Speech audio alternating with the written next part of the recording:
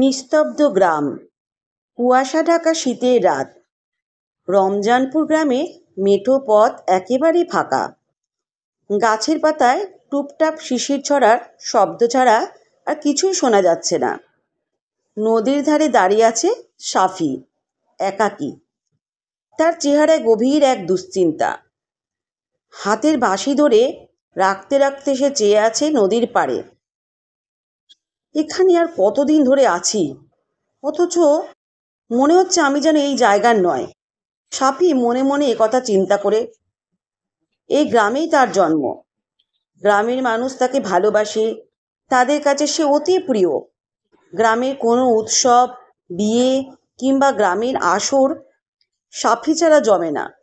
সাফি জানে এই মানুষগুলোর কাছে তার গুরুত্ব কতটা, কিন্তু তার মনের মধ্যে সবসময় কেবল একটাই প্রশ্ন ঘুরপাক খায়, এই গ্রামে আটকে থেকে কি সে নিজের স্বপ্ন পূরণ করতে পারবে? সাফির মা ফাতেমা বেগম একমাত্র ছেলেকে নিয়ে বেঁচে আছেন। সাফির বয়স যখন মাত্র 7 বছর, তখনই তার বাবা এক ঝড়ের রাতে নদীতে মাছ ধরতে গিয়ে ডুবে যান। সেই থেকেই ফাতেমা বেগমই সাফির বাবা মা দুজনের ভূমিকা পালন করে আসছেন। মা যখন তাকে আগলে রাখতেন, তখন সাফি প্রতিজ্ঞা করত একদিন সে বড় হয়ে সব দুঃখ ভুলিয়ে দেবে তার মায়ের। সাফি, মায়ের ডাকে ভাবনার জগৎ থেকে বেরিয়ে আসে সাফি। মা বাইরে থেকে ডাকছেন, খেতে আয় বাবা, ঠান্ডা লেগে যাবে। সাফি ধীর পায়ে ঘরে ঢোকে। খাবার পাতে মায়ের হাতে রান্না করা ভাত, ডাল আর সামান্য এক টুকরো শুটকি মাছ। খেতে খেতে সাফি মাকে বলে, মা, তুমি কোনোদিনও গ্রাম ছাড়ার কথা ভেবেছ? মা চমকে ওঠেন, গ্রাম ছেড়ে কোথায় যাব রে? এখানেই তো সব কিছু। তোর বাবা এখানে মাটির নিচে শুয়ে আছে। আমাদের সুখ দুঃখের সব স্মৃতি এই গ্রামে। তুই এমন কথা বলছিস কেন বাবা? সাফি কিছু বলে না।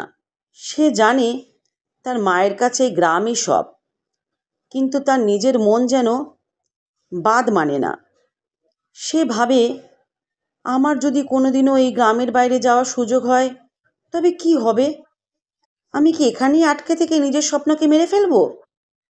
সাথী মনে মনে কথা চিন্তা করতে থাকে। পরের দিন বিকালে সাফি গ্রামের বাজারে গিয়েছিল। কুপিবাতি আর ছোট দোকানগুলো তখন বেশ ভিড়। একটা নতুন মুখ নজরে এলো। একজন শহরে পোশাক পরা লোক, হাতে ক্যামেরা নিয়ে গ্রাম আর প্রকৃতি ছবি তুলছে। কে এই লোকটা?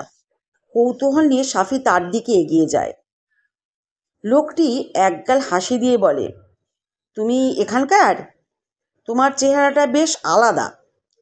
সাফি কিছুটা অবাক হয়। আমি গ্রামেই থাকি, আপনি ছবি তুলছেন কেন? লোকটি বলে, আমি শহর থেকে এসেছি, নাম আলম, আমি একজন ফটোগ্রাফার। তোমার চেহারায় একটা বিশেষ আকর্ষণ আছে। তুমি কি কখনো মডেলিং করার কথা ভেবেছ? মডেলিং? সাফি এমন কথা চমকে ওঠে। আমার মতো গ্রাম্য ছেলের কি এসব সম্ভব? আলম তার কাঁধে হাত রেখে বলে, কেন নয়? তোমার স্বপ্ন যদি বড় হয়, তবে সেই স্বপ্নকে বাস্তবে পরিণত করার জন্য সঠিক জায়গায় যেতে হবে। শহরে অনেক বড় বড় সুযোগ আছে।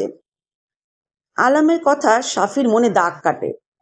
শহরে যাওয়ার চিন্তা তার মনে দোলা দেয়, কিন্তু পরক্ষণে তার মনে পড়ে মায়ের কথা। সে জানে তার মা তাকে ছাড়তে কখনোই রাজি হবে না। সেদিন রাতে সাফি অনেক সাহস নিয়ে মাকে বিষয়টি জানায়। মা, আমি শহরে যেতে চাই, আমি বড় কিছু করতে চাই মা। মায়ের মুখ ফ্যাকাশে হয়ে যায়। কিছুক্ষণ চুপ থেকে তিনি বলেন, তুই কি আমাকে ছেড়ে যেতে চাস বাবা? তুই জানিস না, তুই আমার একমাত্র সন্তান, একমাত্র ভরসা। তুই গেলে আমি বাঁচব কিভাবে বাবা? সাফি কিছুক্ষণ চুপ থাকে, তারপর বলে, মা, আমি তোমাকে কখনোই ছেড়ে যেতে চাই না, কিন্তু আমি যদি এই গ্রামে থেকে যাই, তাহলে কখনোই আমার স্বপ্ন পূরণ হবে না মা। মা চোখ মুছতে মুছতে বলেন, তুই কি আমার কথা ভাবছিস না সাফি? তোর বাবাও আমাকে ছেড়ে চলে গেছে। তুই যদি চলে যাস তবে আমি কি নিয়ে বাঁচবো বল? মায়ের এই কথাগুলো সাফিকে দ্বিধায় ফেলে দেয়। সে জানে মা ঠিকই বলছেন, কিন্তু নিজের স্বপ্নের টান তাকে অস্থির করে তোলে। পরের কয়েকদিন সাফি অনেক ভেবেচিন্তে ঠিক করলো এই গ্রামে ছেড়ে যাওয়ার একটাই পথ, মাকে না জেনে চলে যেতে হবে। এক গভীর রাতে যখন পুরো গ্রাম ঘুমিয়ে, সাফি তার সামান্য জিনিসপত্র গুছিয়ে বাড়ি থেকে বেরিয়ে পড়ে। বাড়ি ছাড়ার সময় তার বুকের ভিতর যেন কিছু চূর্ণ হয়ে যাচ্ছিল। মা, আমি একদিন ফিরে আসব, মনে মনে সাফি বলল। শহরের প্রথম দিনটি সাফির জন্য ছিল যেন সম্পূর্ণ নতুন এক দুনিয়া। বাস থেকে নেমে সে চারপাশে তাকিয়ে অবাক হয়ে যায়। উঁচু উঁচু দালান, অজস্র গাড়ি, মানুষের কোলাহল, সব কিছু তার গ্রামের শান্ত পরিবেশের সম্পূর্ণ বিপরীত। আলাম তাকে শহরের এক মাঝারি হোটেলে নিয়ে গেলেন। একটি ছোট্ট ঘরে থাকার ব্যবস্থা করে দিলেন। এটা অস্থায়ী আলাম, বললেন সাফিকে। তোমার কাজ শুরু হলেই আমরা ভালো জায়গায় চলে যাব। কিন্তু শহরের জীবন এত সহজ নয়। পরদিন সকালে সাফি মডেলিং এজেন্সিতে গিয়েছিল আলামের সঙ্গে। অফিসটি ছিল বড় ও অত্যাধুনিক। দেয়ালে ঝুলছিল জনপ্রিয় মডেলদের ছবি।